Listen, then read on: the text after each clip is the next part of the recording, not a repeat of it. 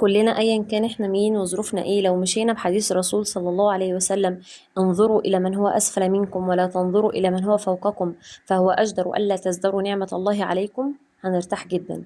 معناه ايه الحديث ده؟ ان في امور الدنيا ربنا سبحانه وتعالى امرنا ان احنا ننظر للي اقل مننا.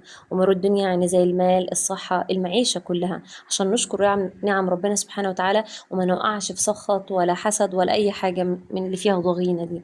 اما في امور الدين والطاعة، ربنا أمرنا إن إحنا ننظر لمن هو أفضل مننا وأكثر عبادة وأكثر استقامة، عشان نجتهد في تحسين نفسنا.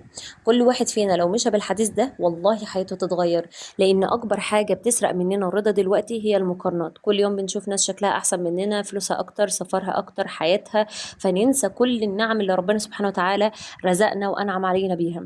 لكن لو بصيت لحد ظروفه أصعب منك وأقل منك، هتكتشف إنك في نعم كتير قوي متعود عليها هو يتمنى، مش هقول لك ربعها، هو يتمنى اي حاجه منها.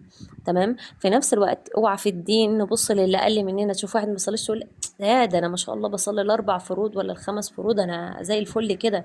لا، في امور الدين نبص للي اعلى مننا. يعني لو بنصلي الخمس فروض على موعدهم، ما نختارش ونقول احنا بنصلي خمس فروض، لا.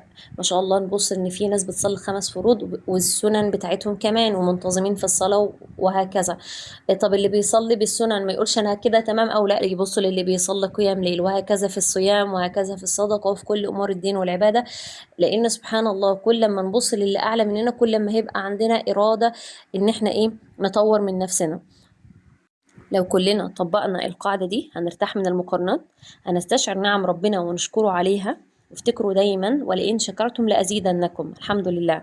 وهنسعى وهنتطور من غير من ايه، من نقارن ولا نبص لحد غيرنا في حياته.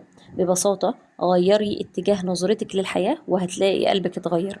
يمكن مشكلتك مش في حياتك، لكن أكيد مشكلتك في الشخص اللي طول الوقت بتقارني نفسك بيه. السلام عليكم.